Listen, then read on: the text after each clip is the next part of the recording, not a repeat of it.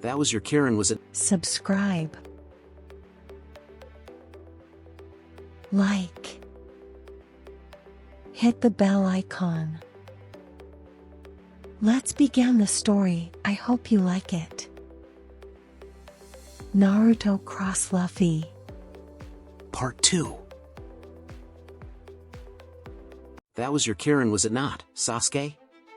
Naruto asked as soon as they reappeared, dense golden chakra once again engulfing him as he activated his chakra cloak in preparation for the fight that was about to come. Do you understand what it means? We cannot attack him carelessly, anymore. He can absorb jutsu in his right palm, and then release the same jutsu in his left palm, greatly amplifying its effects and firepower. Sasuke carefully deduced, glaringly sharply at his smirking opponents, recalling what the enemy had done moments ago. So chakra-based attacks were out of the question. Then the albino Otsutsuki smirk stretched wider. Sasuke's eyes narrowed at that. He's planning something. The dark-haired man carefully deduced, even someone with half a brain could conclude as such. Sasuke raised his guard even further, anticipating even the slightest twitch of motion from his enemy using the Sharingan. He was tired, very tired. But he was not about to succumb to the exhaustion just yet, although it was probably marred on his face. But on the other hand, appearing to be tired could make the enemy drop his guard in most cases. But regardless of whether he was tired or not, however, he was on a mission, and he was not about to fail. Exclamation point. Out of nowhere, Sasuke felt the presence of someone other than the Otsutsuki that was in front of him. The ninja instinctively looked at the ground and saw a shadow looming overhead, a shadow that was rapidly growing in size the more he looked at it. Above! Sasuke mentally exclaimed, realizing what the shadow was. With extreme speed, Sasuke jumped away to dodge what he thought was his impending doom. It turned out, he was right after all, as a just split second after he had jumped away, a large, red rod seemingly made of pure concentrated chakra was swung with immense strength and blinding speed that would have been impossible to dodge even for the legendary Kage-level shinobi. Boom! The massive rod impacted the ground where he was previously standing and resulted in an explosion of dust and rubble. The resulting shockwave and some rubble still hit him though, further flinging him outwards and disrupting his maneuverability in effort to straighten himself. Sasuke! Be careful, there are others besides him. Naruto, who had been separated from his side due to the sudden attack, exclaimed, charging forward in a blur that was intercepted mid-air by a white phantom in the form of another Otsutsuki whose body, unlike his slender peers, was bulged with bulky muscles that screamed of unsurpassable strength. Shit, I forgot about those other ones. Sasuke cursed mentally. He was far too preoccupied with fighting the Otsutsuki before him that he had completely forgotten about his subordinate. Sasuke berated himself for his incautiousness. The fact that he overlooked his enemy's ally in a dire situation like this was something completely unacceptable by his standards. Sasuke steadied himself in mid-air and landed a distance away from the duo. When the dust cloud finally cleared, Sasuke saw the one who had escaped his notice and sneaked up on Naruto. He was a large, hulking being who currently towered over the shorter of the two.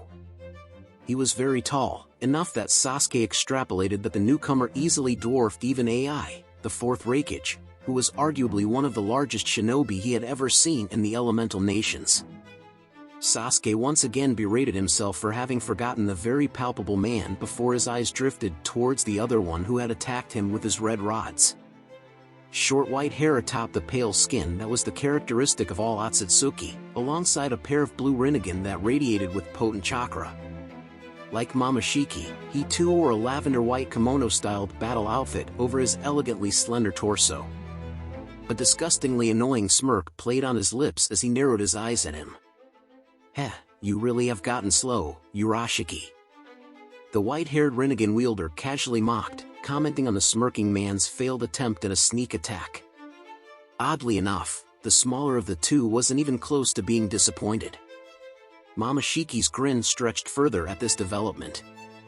The human had just dodged a sneak attack from Urashiki, who was praised among the Otsutsuki clan for his sheer speed and agility.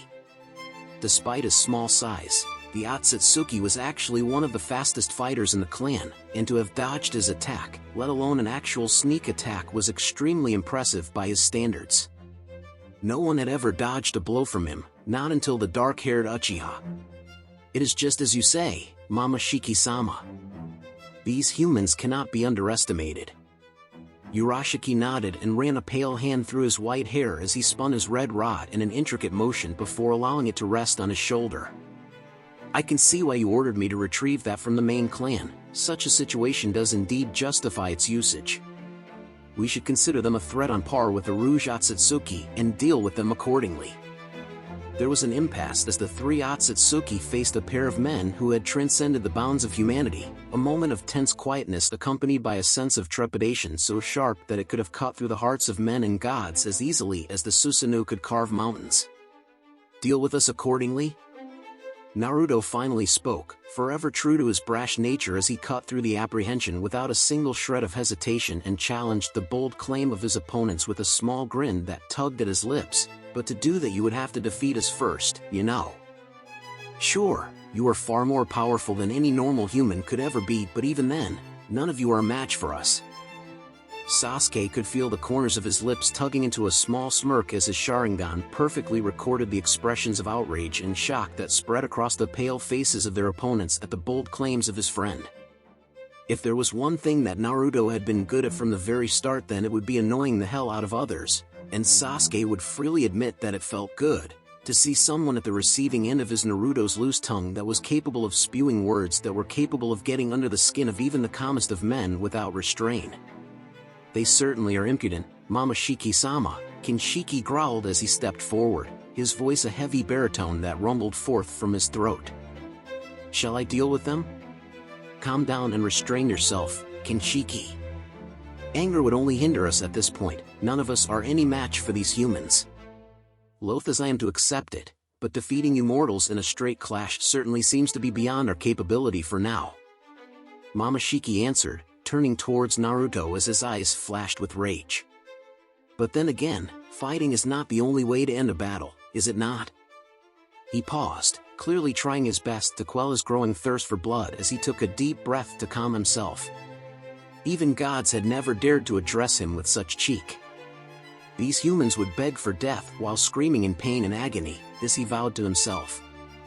He then turned towards the slenderer of his two pale companions who stood behind him. Urashiki, have our compatriots at the main clan prepared that for regular operation? Yes, they have granted their approval. Though they were surprised indeed to see that you were prepared to go that far just to deal with mere mortals. They do not have the authority to pry into my personal ventures. It seems that I shall once again have to remind them of that. Mama Shiki scoffed, never taking his eyes off the humans who dared oppose his celestial authority. But before all else, I must first deal with these insolent pests. As you say, Mama Shiki-sama. Urashiki bowed his head, and took a step backward, seemingly cupping his hands in prayer as he closed his vibrant blue pair of Rinnegan eyes, and kneeled in subversion. Sasuke, be careful. Sasuke was surprised to see Naruto's cerulean eyes widen in what he perceived to be shock and subconsciously took a step backward. They seemed to have prepared some sort of trap. I sense something that should not exist, something that seems to be distorted. Suddenly, the empty air above Urashiki's hand rippled as power crashed down upon them in its entirety. Space itself was distorted as the abyss of nothingness twisted apart the very fabrics of reality itself. This was neither chakra nor science, neither the divine chakra of the six paths nor the life force of the planet itself in the form of senjutsu. It was something more, something far greater. Consider it your honor, for your power even forced me to cast aside my pride and depend upon other means in order to personally educate you too. Mama Shiki sneered, looking down upon them with the same arrogance as that of a god peering down from heaven to observe an ant. Humans that are ignorant of the vastness of heaven must never provoke those who stand above them. Naruto and Sasuke were frozen in space, bounded by the infinite coercion of the space-time itself, as the void itself trembled and the very laws of the universe shook in agony and despair. Those of the Otsutsuki descent have eternal existence, and the creation of the karma has further distanced us from the throes of death. Mortals do not jest when they proclaim us immortal. but these very factors make dealing with those such as us even harder. Rouge members of our clan that must be put down are rare, and those with higher dojutsu such as the Rinnegan which grants powers over space-time are even rarer. But make no mistake, they certainly do exist, and conversely so do the means to counter them. A pristine white diamond-shaped seal that radiated power shone brightly on his hand as pale white patterns depicting intricate runes of power spread through the arm of the Otsutsuki who had cast aside his pride as a god just to defeat two lowly humans. Sasuke purple Rinnegan widened as a sharp agony cut through his eye, burning every single cell in his skull as untold anguish stabbed his burning eye with hot knives of molten steel. A slow trickle of blood dripped past his long lashes and trickled down his chin as the nerves around his Rinnegan pulsed again and again. For reasons he did not yet know, his mind at that moment thought of a certain legend of his own Uchiha clan, about a legendary jutsu that was capable of turning reality into imagination at the cost of a Sharingan, and the one that existed as a counter to that certain jutsu through the same sacrifice. Izanagi and Izanami. Could it really be? Had the Otsutsuki really devised a technique on that level solely to counter the Otsutsuki who possessed the Rinnegan? Was Momoshiki truly so desperate that he would resort to using such techniques? The pale Otsutsuki who had devoured entire worlds slowly, gently touched the void that had congregated above the palm of his retainer and smiled, his pale lips contorting into a macabre visage of rage and wrath. You have been a thorn in my side for long enough, user of the Rinnegan. Your tricks shall not elude my might anymore, for I shall deal with you first. The very space around him froze as an unseen force wrapped itself around the soul of Sasuke Uchiha as if the right hand of God itself were restricting his origins, locking himself in his place as his very body and soul trembled together in resonance. Time itself had stopped moving and the authority of the very laws that govern the universe was challenged as the glow of the white diamond seal on Momoshiki's hand glowed with power, its radiance growing blinding as all even the light of the sun above was suppressed by its glow and the shadows around them drew back in fear and Sasuke found himself unable to move, unable to speak, and even unable to breathe as his Rinnegan pulsed again in untold agony. Tenkinjin. His eyes, which could see and comprehend the movement of every form of energy in the universe, widened in horror. Even his red blood trickled down from it without any signs of stopping because those eyes allowed him to actually see what Momoshiki had done. They allowed him to witness and understand the abomination which he had created. He saw everything clearly in slow motion, mere seconds passing in what he perceived as days, helpless to move as he stood frozen in space. He saw while space-time itself screamed as reality itself wrapped around him resembling an event horizon of an eternal black hole. Unable to do anything as an unseen force that could not be resisted pushed him towards the abyss that lay beyond the universe. Rendered helpless as he was pulled away towards a hole that shone with the blood of the universe. Darkness slowly engulfed him and he could not even speak, as helpless as he had been on that fateful night when his own brother had betrayed him, forced to watch in shame as the cerulean eyes of his only friend shone with tears that threatened to burst forth at any moment even as he leaped toward him in an attempt to drag him away. The last thing he remembered hearing before the darkness of the abyss claimed him was the desperate cry of the man he considered a brother in all but blood. Sasuke! Uchiha Sasuke hated the sky. His black hair beat against his face and whipped around resembling the vengeful flaps of an angel's wings even as his body turned weightless in a way that could be maneuvered in all three possible dimensions. His tattered cloak gave way to the almighty lull of gravity and thankfully Sasuke had enough coherence left in him to ensure that it did not obscure his vision while being tempted by the gale. Falling from the sky was an experience that Uchiha Sasuke would rather stay away from. He had felt daunting falls far too many times to properly remember such was his experience as a warrior, but the only time he ever recalled falling from such a great height was during his battle with Deidara, the clay-wielding maniac of the then prominent Akatsuki, and that one single time had been more than enough to sate his desire to reach for the heavens. Sasuke Uchiha hated the sky and he hated falling even more. The openness of the sky that was capable of drowning him in its entirety and his apprehension of its vastness was also perhaps one of the main reasons he had originally gained the hawk summoning contract. With the aid of those magnificent birds, he was more used to flying and soaring through the heavens than falling like a stone placed in a pond, doing nothing but leaving ripples as it descended downwards into the very depths. But yet it was surprisingly soothing at the same time. The rush of the wind seemed to melt away all his troubles. He enjoyed the familiar relaxing scent of ozone as he felt himself fall through the clouds. The sky was immeasurable, it was interminable. Whether or not it was walking home to discover your family had been murdered by your older brother, or whether it was betraying the village which had housed your home in exchange for more power, or perhaps finding out the truth about his massacred clan, when he gazed upwards, the sky was always there. Try as he might, it held a considerate significance to him that he could not deny despite the bad memories associated with it. Whether it was when he manipulated the weather with his own chakra to summon his Kirin that would smite enemies, or when he summoned the chirping power of lighting to cut through all those who stood in his way.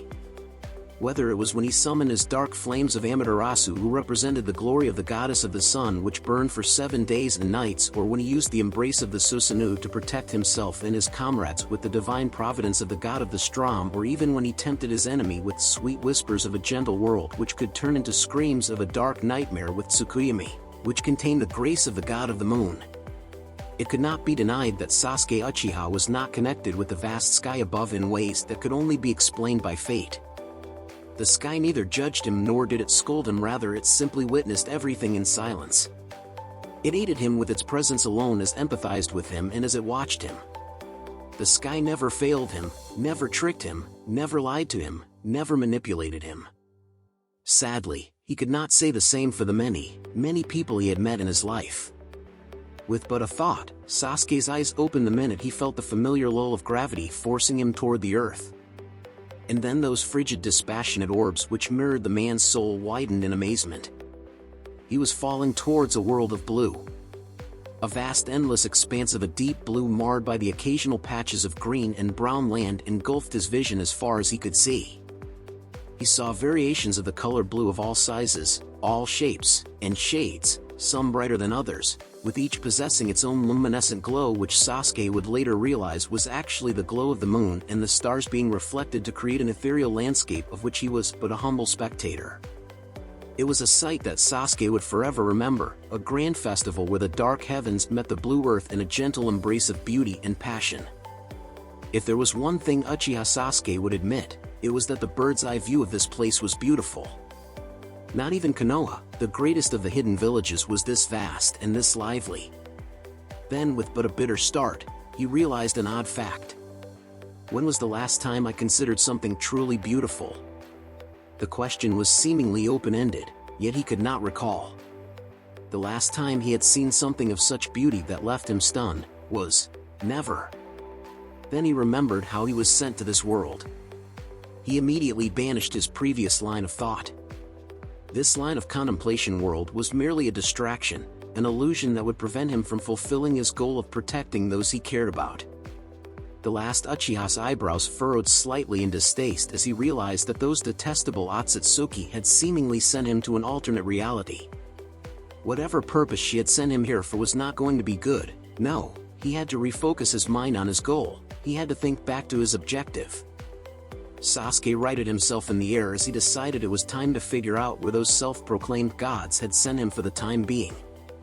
He was not too worried about Naruto, who could handle himself even when faced with gods, but still wanted to return to his comrade as soon as possible. Sasuke bit his finger and muttered out the familiar words Kuchios no Jutsu. Nothing. Sasuke wondered why at that moment, he felt as though the blood pumping through his veins had frozen solid. He shook his head and then tried something else. He instructed his eyes to summon his Susanoo in order to use its wings to fly. Still nothing. Sasuke took a deep breath as he ground his teeth together rapidly before he placed his hands in the ram sign, while noticing that he was briskly getting closer to crashing into the watery earth below. He proceeded to summon his chakra. Nothing. For the first time in a long time, Uchiha Sasuke felt dread. It was not that Sasuke could not feel his energy, but rather as if his chakra was not there at all. It was not as if his chakra had been locked, but as if the vast resources of untapped potential that was the mixture of his physical and mental energy did not exist within his body at all. Perhaps it was sealed or blocked or removed, any other way you wanted to put it, but the fact was, he could not access it. He even was unable to access the bare minimum needed to perform the leaf-sticking exercise, much less a shunshin. Color was draining from his face as he tried to force the chakra to enter into his eyes. Summoning as much willpower as he could muster, he closed his eyes and opened them again. His worst fear was confirmed. He did not even have access to the bare minimum needed to activate his Sharingan. No, it was even worse than that. He could not summon his chakra at all no matter how hard he tried. A bare hint of panic enshrouded his mind for a single second, as Sasuke cursed his luck in 1,000 different ways, before it was driven away by grim resolve and cold determination.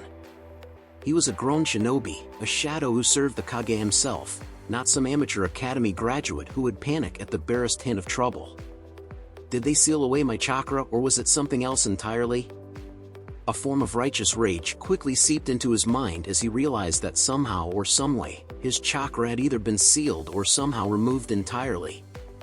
The closest way to describe it would be as though someone had carved a suppression seal onto his flesh, removing chakra from his pathways altogether, much less making him unable to access his chakra. I will have to deal with this later, Sasuke thought, but for now. Sasuke noted that he didn't have the time right now to rage about his chakra being sealed. Once again, he was a shinobi, and as such, any means in the book was allowed as long as you got the job done of defeating your opponent. He had no right to complain or bemoan about his circumstances. Admittedly, he never expected the Otsutsuki to be capable of using a clearly forbidden jutsu to seal his chakra. Now all he needed to do was find a way to unravel the seal. But that was something he would not be able to do, as when he was falling from the skies without any means to prevent himself from ending his existence in the most pitiful way possible. He didn't have time to pause and think as he was rapidly descending towards the blue ground covered with deep water, an ocean so vast that it was almost as though it covered the earth itself. There were numerous water currents moving about the ocean in ways he had never seen before, along with vast islands floating atop it, and strangely enough a faint noise that could only be created by humans in the background, but he could neither properly identify them nor could he recognize where he currently was. Yet, he had enough of bearing left to realize that if he crashed even into the water at the pace he was going, he would ultimately land as nothing but a bloody smear on the beautiful ocean floor.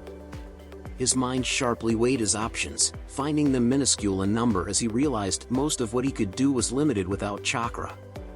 Would he die such a pathetic death? Landing as nothing but a mere smear on the sea?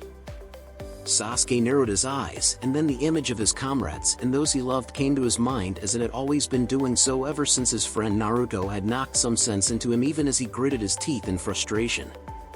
No, he would not let it end in such a pathetic way. He refused to do so. With renewed determination, the last Uchiha's attention was immediately turned towards the now deafening noise sound he could hear, so loud that it practically drowned all other sounds around him with its intensity.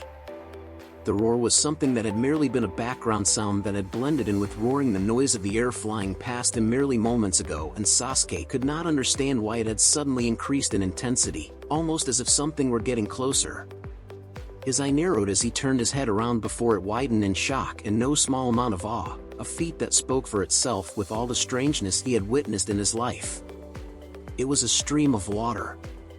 A stream of water that was accelerating upwards against gravity, with enough pressure and force to rival even some of the most impressive S-ranked water jutsu he had seen before, in a manner that made him question his understanding of nature.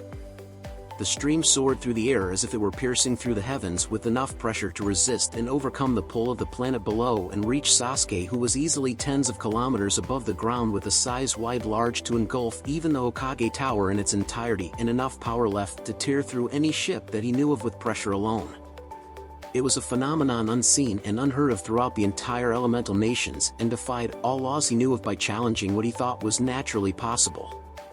But his surprise did not last long, for he was a shinobi through and through, and the true measure of a competent shinobi was his ability to adapt to any circumstances. His sharp eyes narrowed as he carefully inspected the phenomena before him, even as his mind raced at the speed of light in order to find a way to escape his imminent demise.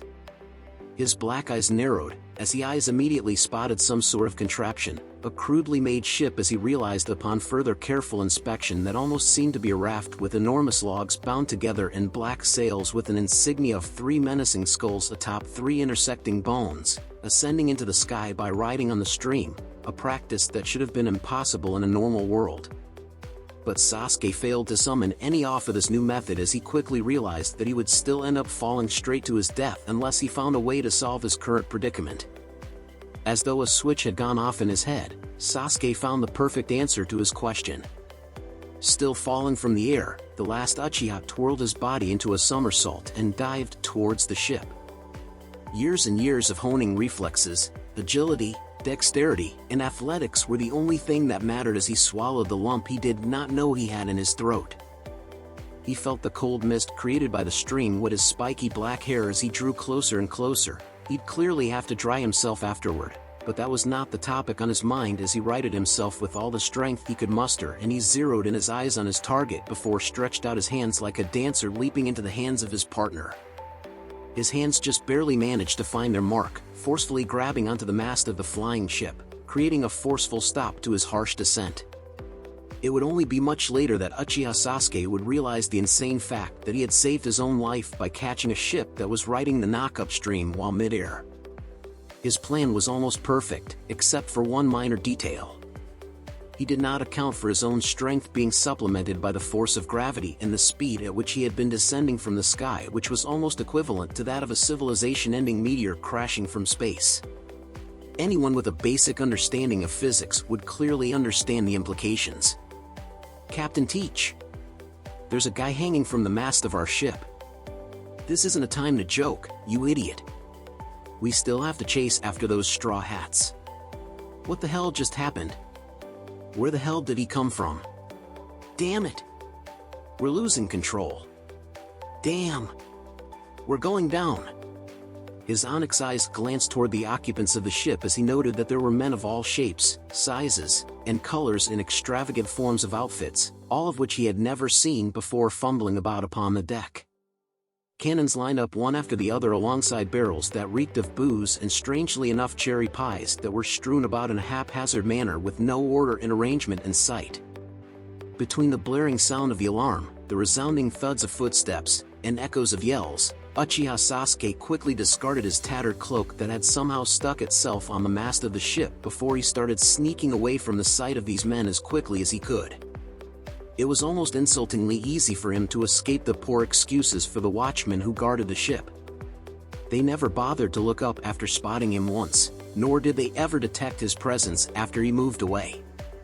He could have as well assassinated all of them without any of them being the wiser and been on his merry way in minutes. But then again, they were surprisingly casual about the entire situation, almost as if they were sure nothing in the world could actually hurt them. Sasuke did not know yet whether this was confidence or arrogance, and neither was he keen on knowing. There was just one fact the Uchiha quickly noted. No one had chakra. It was unfathomable for someone who had lived his entire life believing that every single living thing in existence possessed chakra to live, and without that energy, nothing could exist. Albeit, knowing that chakra had been given to mankind by the Sage of Six Paths in his own world, did serve to reduce the shock factor. It was all the confirmation he needed to realize that he certainly was no longer in the elemental nations. This is the end of Part 2. Let's meet in the next part. Hope you enjoy.